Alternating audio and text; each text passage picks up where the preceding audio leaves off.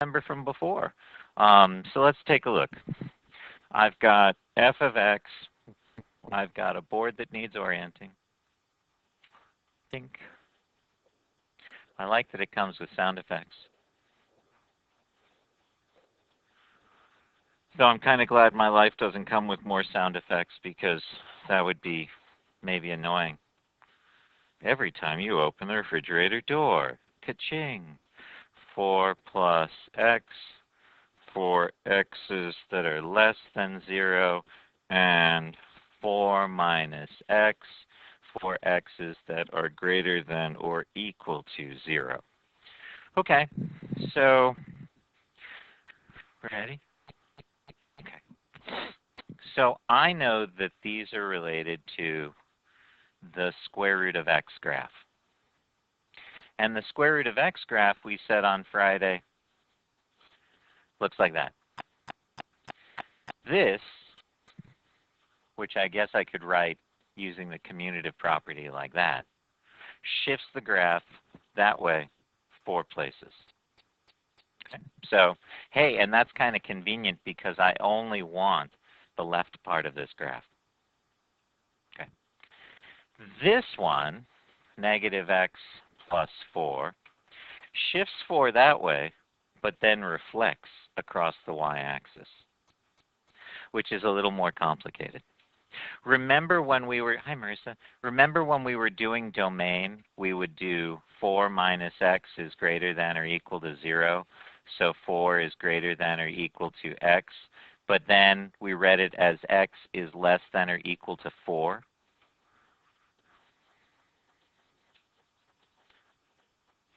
So that one's headed that way. Okay.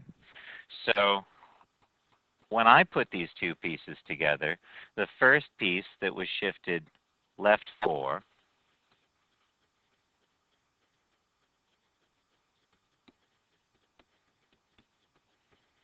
and the other piece, which was shifted left 4 and then reflected across the y-axis, 4, 0, and 0, 2. So it kind of looks like a semicircle when you put those two pieces together. You could even back this up by making t-chart for each piece. 4 minus x, 0, 1, 4, 0, 3, 4. And then here I want x values less than 0, 0, negative 3, negative 4. And so when I plug these numbers in, I get square root of 4, which is 2. Negative 3 plus 4 is 1. Square root of 1 is 1. And negative 4 plus 4 is 0. And square root of 0 is 0. And then over here, the same sort of thing happens. I plug in a 0, I get 2. I plug in a 3. 4 minus 3 is 1. Square root of 1 is 1. I plug in a 4, and I get 0. So I can label 3 points on each piece as well. Notice this one would have the open circle, and this one would have the closed circle. But since they have the same value, Alex, the closed circle exactly fills in the open circle, and I never see it. Okay? Any other questions from bookwork 11? Okay. Let's take out the ACT packet then. We went over the first page or 2 pages. Didn't we do answers? Okay. All right. You have a question before we start answers? 20, which one? 26. Suppose PQ is perpendicular to RS at Q. Here's Q. PQ is perpendicular to RS.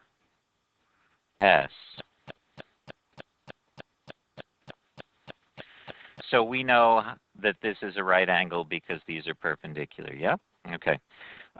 If L is in the interior of PQS, there exists some point called L somewhere in there, doesn't matter where, we could then make an angle, LQR. LQR.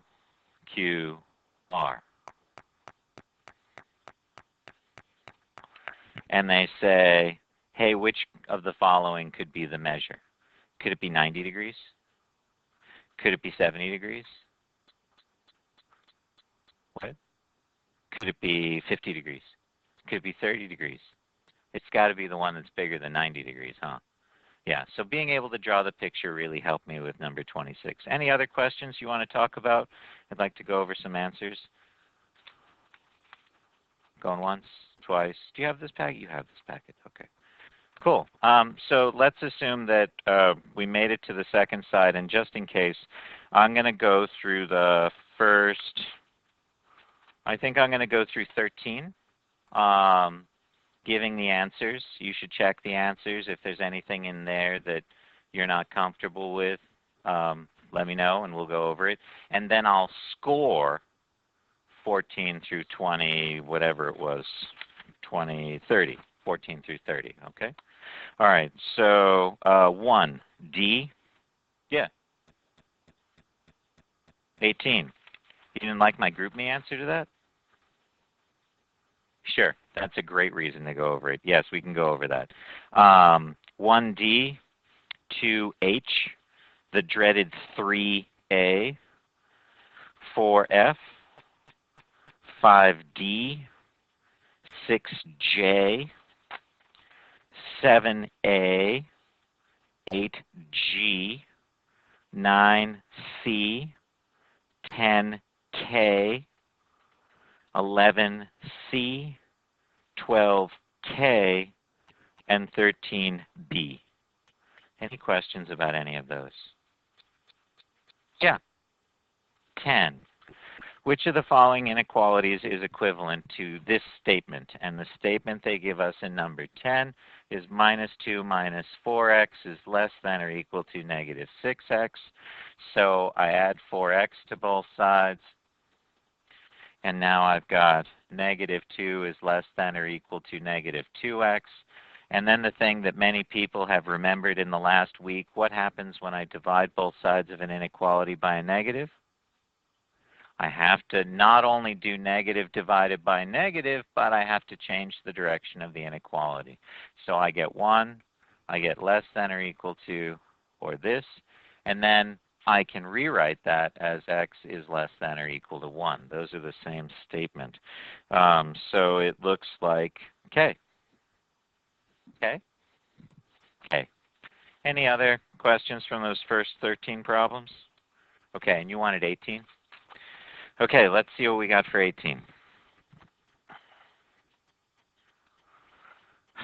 Hasenpfeffer. That's a German translation of the dish peppered rabbit. Hasenpfeffer's physics midterm has 60 questions. Scores the test as follows. For each correct, he gives 2 points. For each incorrect, he subtracts 2/3 points. Wow. For unanswered questions, he neither subtracts nor adds points. Denise scored a 68 and did not answer 2 questions. So she didn't answer 2 questions. That means she didn't get any points for those 2 questions. So there are only 66 remaining problems that she could, 58 remaining problems that she could get points from. And we know that she gets 2 points for every correct answer, and she loses 2/3 of a point for every incorrect answer, and her score was 68. But the number of correct answers and incorrect answers we just determined should add up to 58. Any questions about those 2 equations? So I built a little system of equations, Ryan, and I said, well, why don't I, do substitution or elimination here? Would you prefer substitution or elimination? Do you want to see both as a reminder? Okay. I mean, I'd prefer not, but if you want to. So if I'm doing elimination, I want to make these be the same or opposites. And since the top one is a 2, I think I'm going to multiply everything here by 2, which would make this 116. And then I can subtract. Minus 2/3 I minus 2 more I is minus 2 and 2/3 I. equals negative 32, 42, 48. And this is 6, 7, 8, negative 8 thirds I equals negative 48. And then I could multiply by negative 3 over 8, negative 3 over 8. And that would give me I equals, let's see, the 8's cancel. Negative 6 times negative 3 is 18. So she got 18 incorrect. There were 58 problems. That meant she got 40 correct. Any questions about solving this one? Anyone else? Yes, please. 17. What values of x solve the proportion? All right, so 2 over 9 equals x over 15. I want to solve this equation for x. What's attached to the x right now, Paulina? What math glues it there? So to undo that division, I have to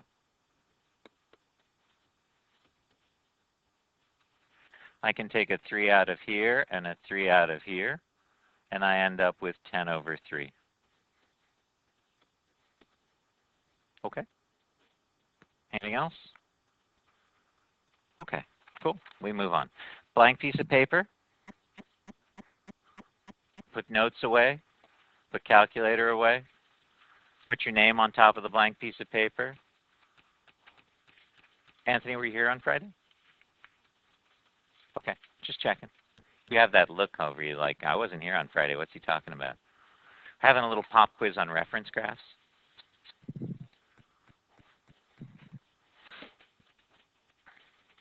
Please graph each of these reference graphs. Don't forget to label the reference points on the reference graphs.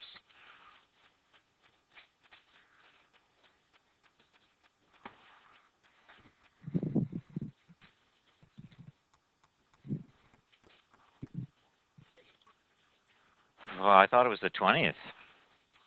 20th. Sorry. Garrett, you lost some time there.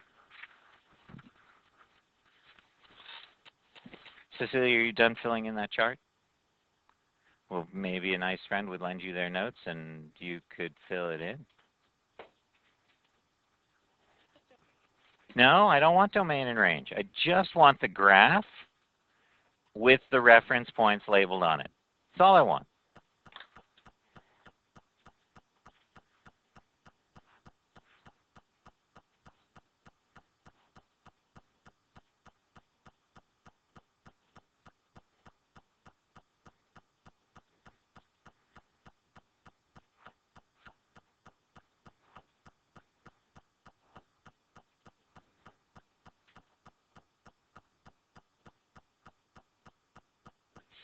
Gesundheit. God bless you.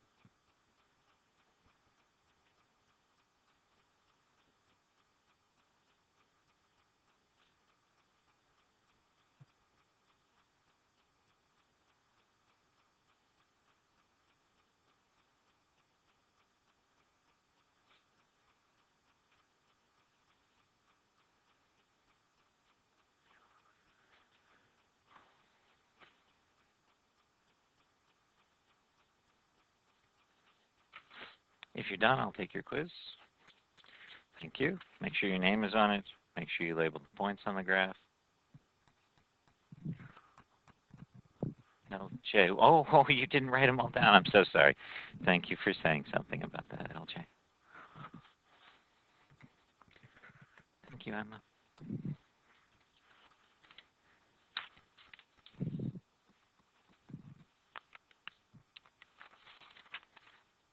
That's it. Just the graphs and the points. Which turns out to be terribly difficult if you don't know them. And really easy if you do. Everyone who's handed them in so far has a perfect score. Good job. Spasibo. Nice, Claudio. Good job, Paulina. Thanks. Excellent.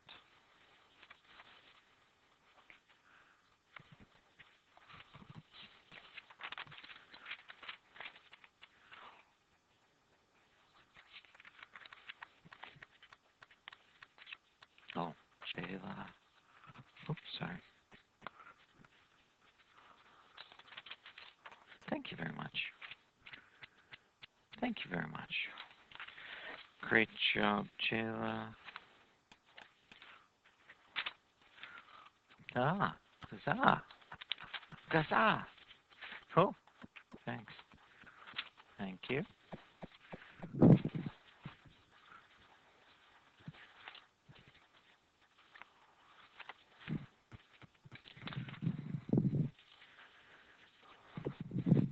Thank you. Thank you.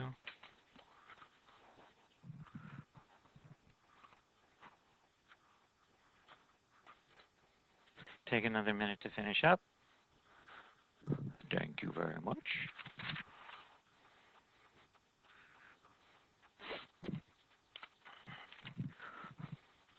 Thank you, Sarah Collins.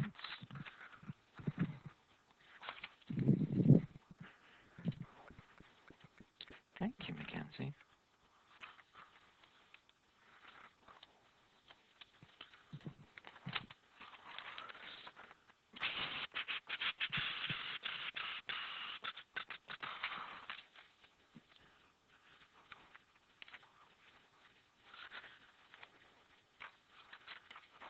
Thanks. Okay, do I have them all?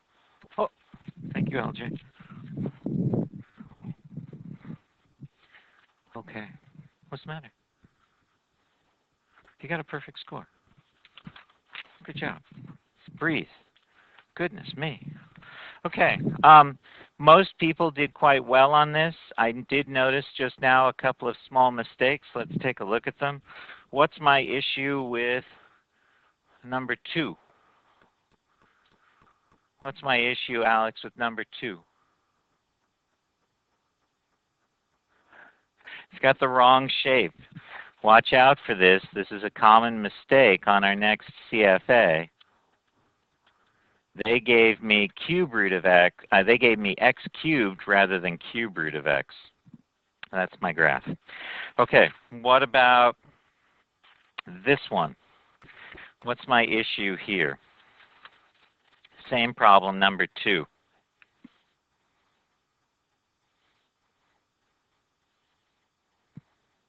Yeah. Yeah. It's close. Like, this is good. This is concave up, but this should be concave up over here, and this should be concave down over here. So I'm concave up, and then I'm concave down. Any questions about that? Okay, last one. There's absolutely nothing wrong with any of the points on these graphs. The shapes are all good, but what's my problem? Zoe? Right, and that's actually kind of an issue in our class. This person is making it look like the graph stops here as opposed to going forever. We know, because we talked about the domain on Friday, we know the domain for this is all real numbers. It's not negative 1 to 1. So a little arrow on the end would be great. Even this, just the suggestion that it's going to continue on would be sufficient. But when you make those dots there, I think you think it stops. And so that would be a little concerning to me. Any questions about this?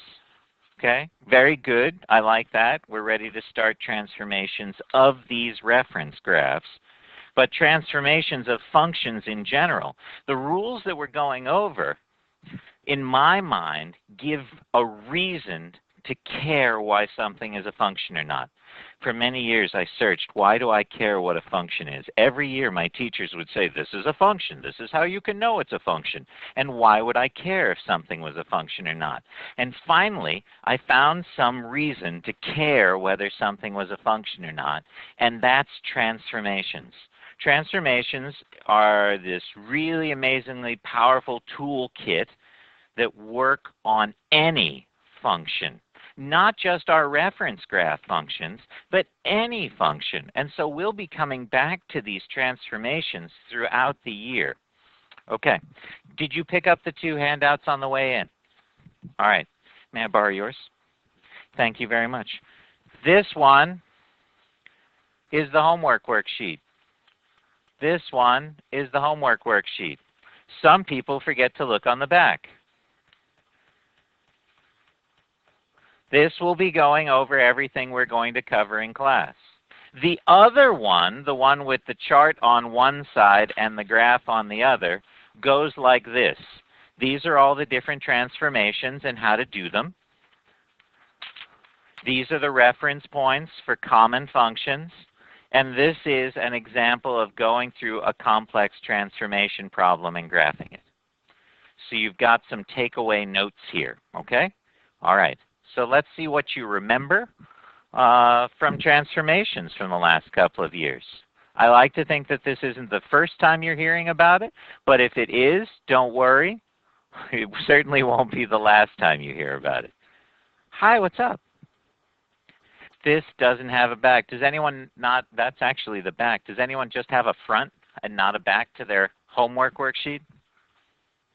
Did you? Oh, look, she got the other one. Will you get her one? I recommend using that as a piece of scrap paper. Okay. All right. So transformations.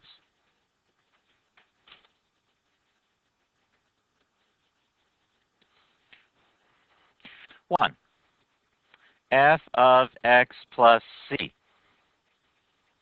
Now, that means any function plus or minus some number. So, for example, f of x, we could have something here like absolute value of x minus 2, or we could have x squared plus 1. These are examples of things that are in this form of this transformation, where I have a function and then some number added or subtracted outside of that function. Who remembers what this transformation does? Louisa? Moves the function up or down. And so we're going to call this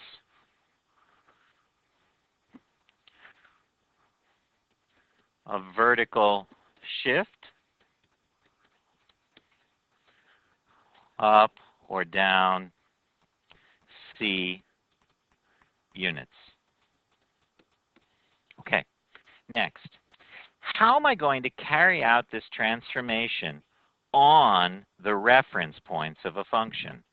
So, for example, when I have y equals absolute x minus 2, I know the reference points for absolute x are negative 1, 1, 0, 0, 1, 1. Will this transformation, this vertical shift up or down c units, will this transformation affect x values or y values? What do you say, Danielle? I'm sorry, I didn't hear you. Y values, that's right. And so what are we going to do to the y values in this case to shift our graph? Pablo, do you remember? Subtract 2. So I'm going to subtract 2. So minus 2 from the y's, minus 2 from the y's. And so my new points are going to be negative 1, negative 1, 0, negative 2, 1, negative 1. I can think about this not just as how does this transformation affect the graph, but I can also think about it in terms of how does the transformation affect the reference points. And the answer to that question is I add c to the y's. I'm adding c, I'm adding a negative 2 to all the y values. I'm doing the transformation that I see. So my new points here then would be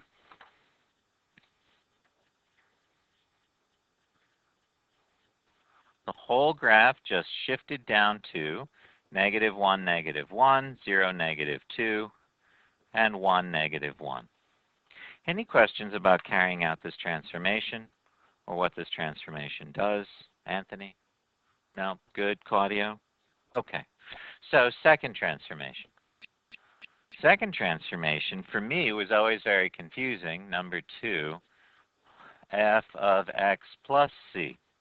This time the c is on the inside. It's inside the function, like this, absolute x minus 2, or x plus 1 squared. The transformation is happening inside the function. What kind of transformation is that? We know it's not a vertical shift. It must be something else. Yes, Paulina? That's right. This is going to be a horizontal shift, left or right, c units. Does anyone remember what's different about this?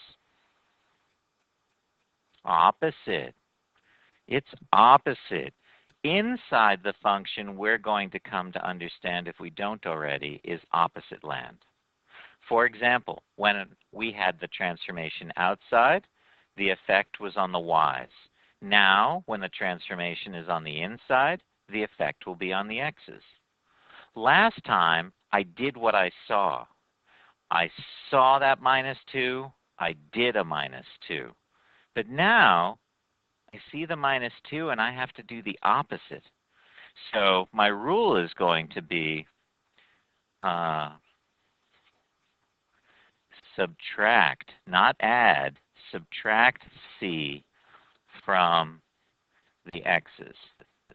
That means when I see absolute x plus 2, this is left 2 places. And when I see absolute value of x minus 2, my graph will move right 2 places. But how do I carry out these transformations? I'm going to subtract that c value from the x's. So when it comes time to graph something like y equals absolute x minus 2, I can say, no problem. I know the reference points for absolute value of x are -1, 1, 0, 0, 1, 1. Inside means opposite land, and therefore this transformation is affecting x values. I do the opposite of what I see. I add 2 to the x's. So my new points are going to be 1, 1, 2, 0, 3, 1. And my new graph, therefore,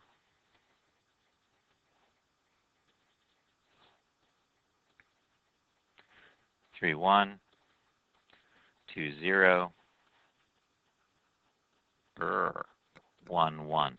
Please remember to label your points on your graphs when you do your transformations. Any questions about this second type of transformation? Winona says, no, I want more interesting stuff. Okay, Winona, we'll go through. Winona, I'd rush through this, except that it's really important that we all pick it up today. C times f of x. C times f of x. Is it inside the function or outside the function? 2 times absolute x. 3x squared. Is it outside the function or inside the function? Mystique, what do you say? I'm sorry, I couldn't hear you. Outside, very good. So Antonio, does that mean that that number on the outside, Gesundheit, affects the x's or y's? No. No, just one of them. Look at our first transformation, f of x plus c. C is on the outside of the function. Did that transformation affect both x's and y's, or did we just apply the transformation to x's or y's? Just change the y's. Outside the function, it's always going to be about changing the y's. Okay, not going to be about changing the x's. So how am I going to carry this transformation out, Shannon? All right, can you tell me what you think the transformation does? What the difference between our reference graph and this one would be? By a factor of. By a factor of. So when you say goes up, do you mean shifts up? Well, let's take a look. See that little symbol there? Is that an adding symbol? No, that was the first transformation, right? So what am I supposed to do with all my reference points? Negative 1, 1, 0, 0, and 1, 1. With that 2. I'm not going to add 2. I'm going to multiply, and you told me all the y's, all the y's, all the y's. So now I've got negative 1, positive 2, 0, 0, 1, 2. I'm going to graph the original in black and the new transformed one in blue, and then ask you what you think changed. So here was our original graph. We passed through negative 1, 1. We passed through 1, 1. We passed through 0, 0. But now I've got this new graph, 1, 2, negative 1, 2, and 0, 0.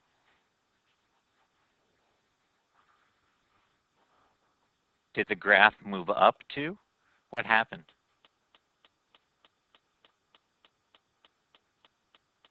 Yeah.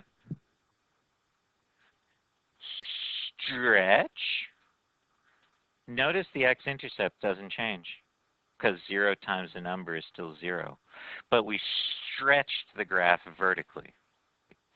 Okay, so when I see this transformation, c times f of x, this is a vertical stretch or compression. I could be stretching it this way, Shannon, or I could be squishing it. So how do I know whether I have one or the other? Jason? We just did a vertical stretch. What do you think would cause a vertical compression?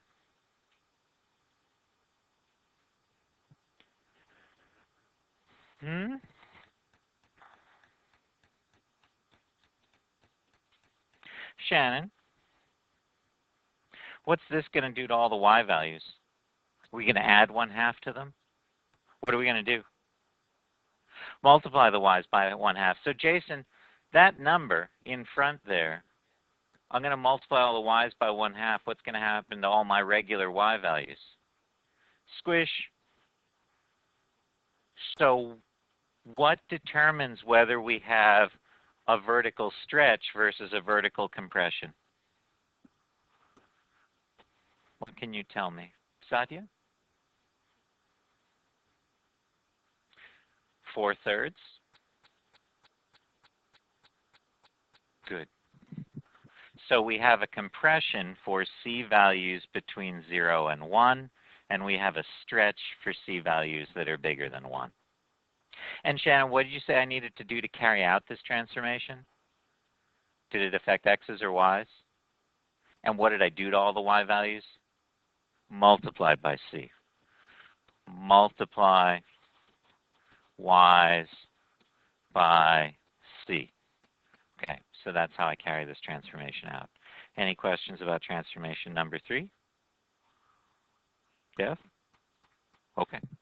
Transformation number, was there yes? Okay, transformation number 4, f of cx. Hey, Antonio, is this c inside the function or outside the function? Now we have inside the function, and that will look like 2x or 3x squared. Will this inside the function affect x values or y values, do you think, Jayla?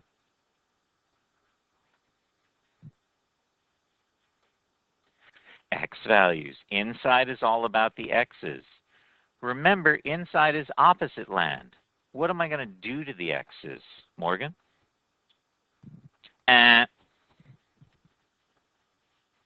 Inside is opposite land. I see multiplication. I don't do multiplication. I do the opposite. What am I going to do? I'm going to divide.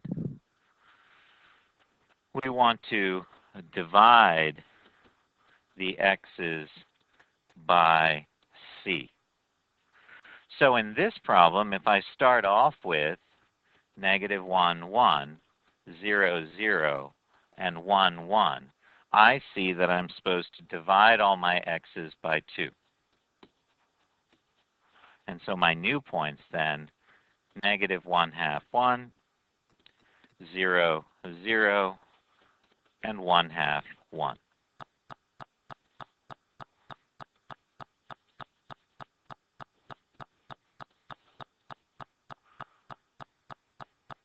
It kind of looks like a vertical stretch in this situation, doesn't it? It looks like the sides are steeper now.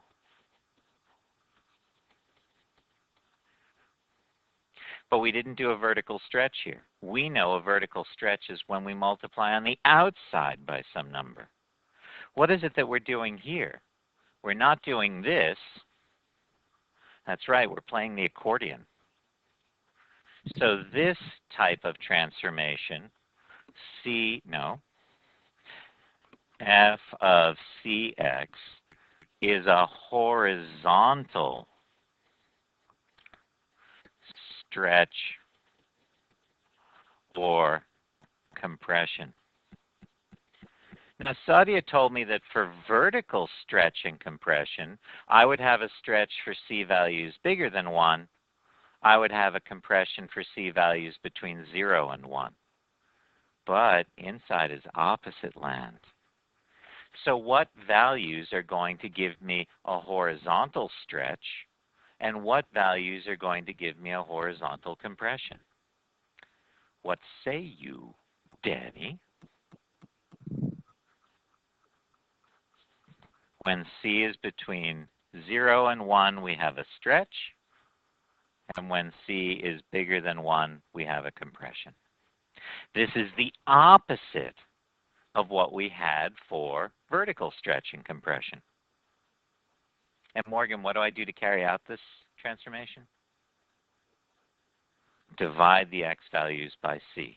Any questions about these 4 transformations? Okay. Nice. So we now have 3 reflections. And they might be familiar to us. Negative f of x, f of negative x, and negative f of negative x. 3 transformations, 3 reflections. What kind of reflection is this? I see the minus on the outside of the function. Elizabeth, does that mean that the x's or y's will be affected?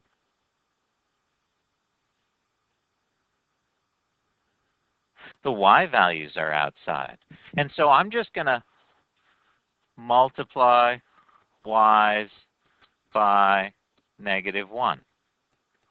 What happens when I take all my y values and multiply them by negative 1? For example,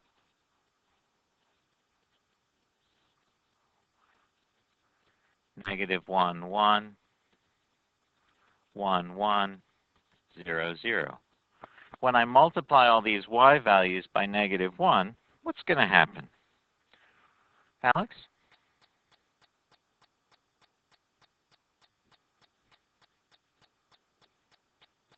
Yeah, flip it over the... Yes, because look, 1 times negative 1, 0 times negative 1, 1 times negative 1. These y values are negative now and not positive. My graph now goes like this. So when I have this negative on the outside, I'm reflecting across the x axis.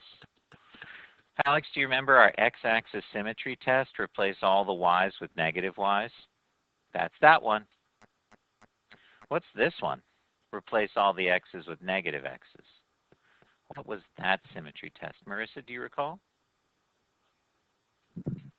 Well, Morgan's going to look at me and say, no, Mr. Kukla, that's inside the function. I'm going to do the opposite of what I see. I'm not going to multiply. I'm going to divide the x's by negative 1. Sure. Divide x's by negative 1. But what sort of transformation will occur because I divide the x's by negative 1? Sure. That's right. This was our y-axis symmetry test. This reflects across the y-axis. And what about this one, negative f of negative x? What sort of transformation will we have there? Cecilia? Nice. And how will I carry out those transformations, Lindsay?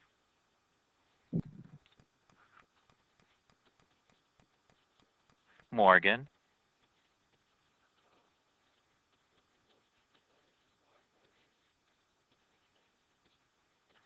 Say it again, please. That was correct. Multiply y's by negative 1 because, Lindsay, that's outside the function and I do what I see. And then divide the x's by negative 1 because I do the opposite of what I see. Okay? Any questions about these three reflections? Double reflection. Okay. Nice. So then we come to this. I know if I see something like y equals square root of x plus 1, my graph has been shifted up 1. And I know if I see something like this, what has happened to my graph, Ms. Shannon?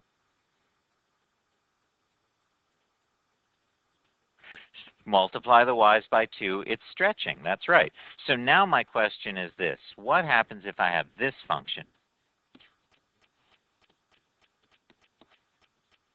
I see there are two y transformations going on. I know the graph is supposed to shift up. I know the graph is supposed to stretch by a factor of 2. But my question is, does the order matter? Am I supposed to add 1 to the y's, then multiply the y's by 2? Am I supposed to multiply the y's by 2 and then add 1 to the y's? Shrug. So here's what I would like you to do. Partners. Mike, here, quick. Partners. Partners. 2 and 2. Will you move your desk over? Okay, so here's what I want you to do with your partner. First, say, hi, my name is, just in case you haven't worked with them before.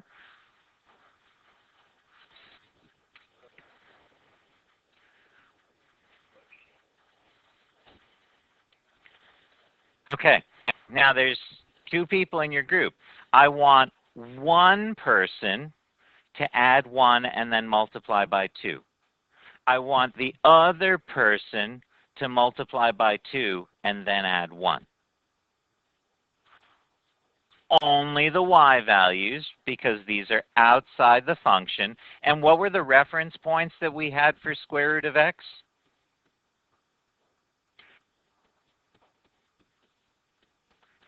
Using these reference points, one partner adds 1, multiplies by 2.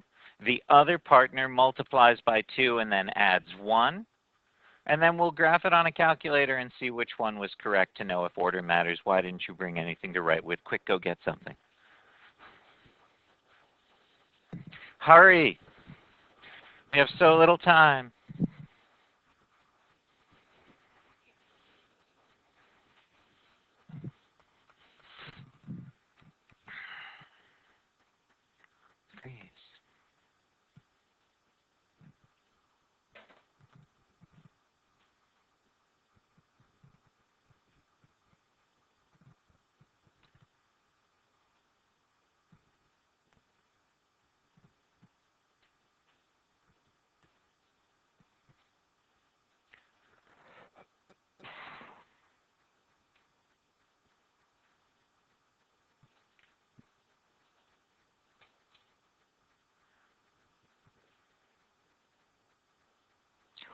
First, when you're both done, check with your partner to see if you both got the same answers or not. And then we'll graph and see.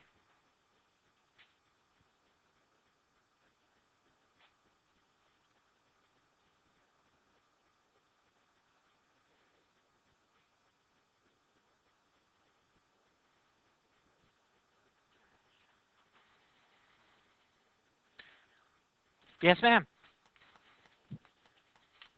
How can I help?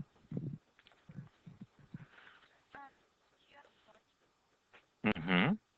One of you was going to add 1 and then multiply the y's by 2. The other person was going to multiply the y's by 2 and then add 1. Which did your partner do? Okay. So you're adding and then multiplying.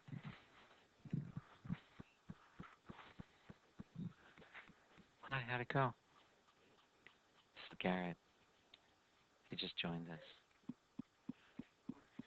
I was going to say, have you known each other since you were this big? No, just middle school. Okay. Wouldn't it be funny if you actually were in preschool together? I actually had, my wife used to be a preschool teacher and then a preschool director. And last year, one of my students who graduated had been one of her students. He was this big then, and he was this big for me. And so things had changed. Hi, how'd it go? The points, you added 1, you multiplied by 2. That's great. And the shape, though, is wrong. Because remember, our shape goes like that. So nothing over here. And just that, concave down. Okay. All right. Yes, Elizabeth. What did your partner say when you talked to him? I bet you feel left out. Yes. Did you multiply by 2? And then did you add 1? That's perfect. Okay. So let's see if I can summarize. I asked one person in each partnership to add 1 and multiply by 2. I asked the other person to multiply by 2 and then add 1. Did you get the same answers? No. So the order does matter. And so it's really important for us to have this conversation. Now, I've turned on my graphing calculator. Oh, and I seem to have pressed a button I've never pressed before. All right. I've turned on my calculator. I've gone to y equals. I typed this in. And now I'm going to hit Zoom Standard. And I would like to hear from one of the groups at least which order was the correct order. Yes, ma'am. Multiply and then add. Multiply and then add. Okay, so we're going to multiply the y's by 2, then add 1 to the y's.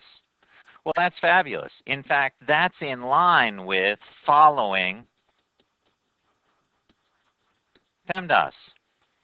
We took care of the multiplying, then we took care of the adding. We do PEMDAS when we have 2 y transformations. Yeah. You got it. That's where I was going next. So if I have 2x plus 1 like this, and we have 2x transformations, Morgan's already over here saying, I'm not adding 1 to the x's, Mr. Kukla. And I'm not going to multiply the x's by 2. I'm going to. Right. Now, which order do I do those in? Do I subtract 1, then divide by 2, or do I divide by 2 and then subtract 1? So, with your partner, one of you subtracts 1, divides by 2. The other one divides the x's by 2 and then subtracts 1.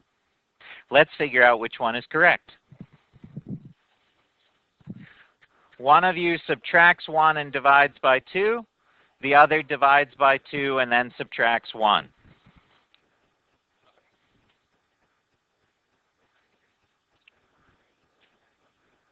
What are these what? 0, 0, 1, 1, 4, 2.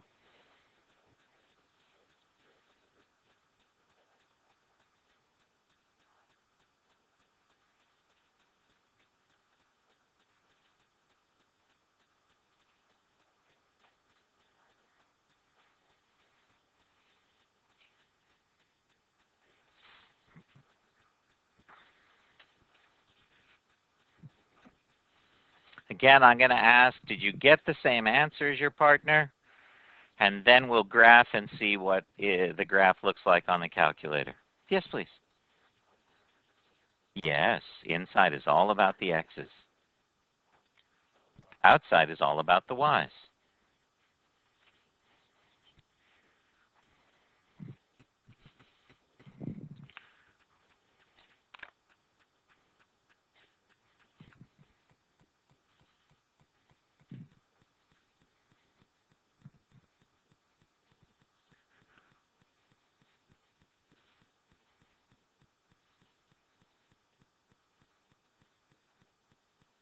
Sadia, do you have a question?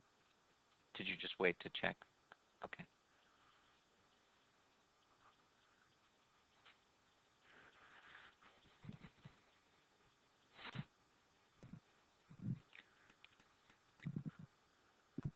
Calculus homework. Bookwork. Okay.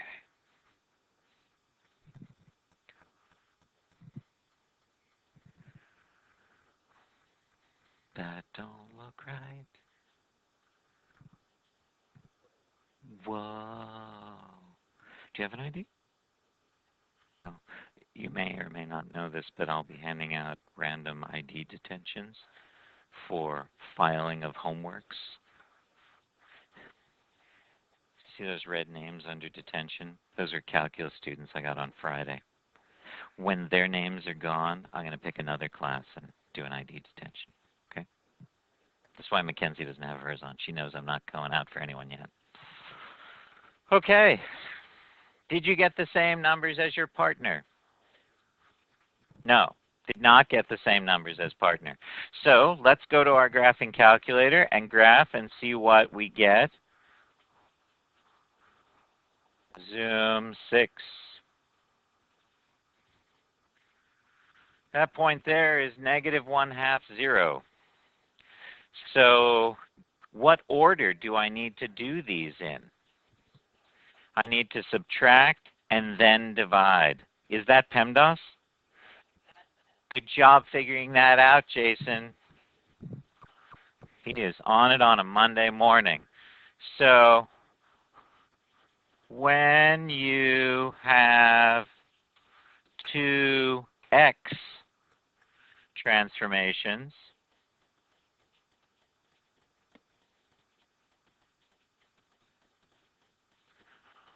follow SADMEP, which is PEMDAS spelled backwards.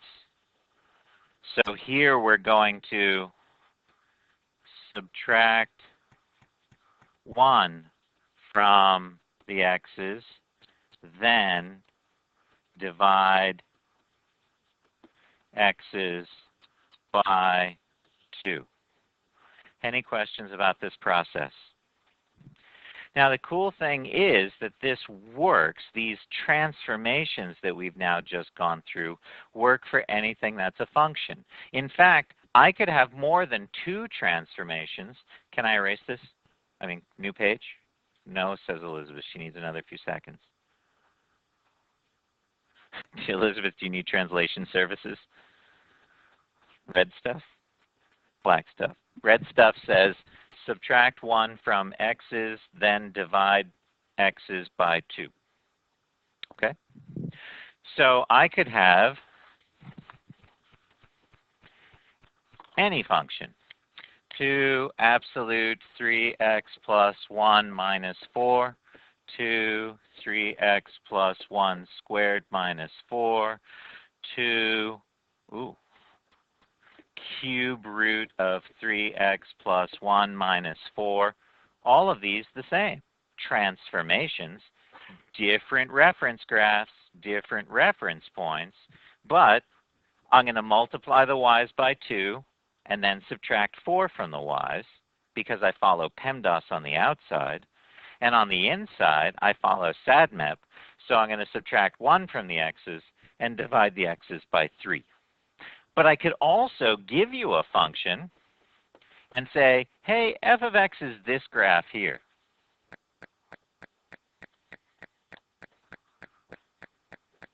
With some ordered pairs.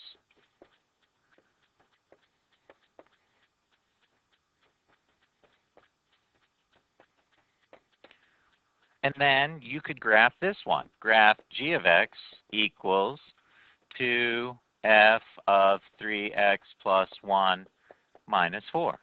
And so you would apply these transformations to these points.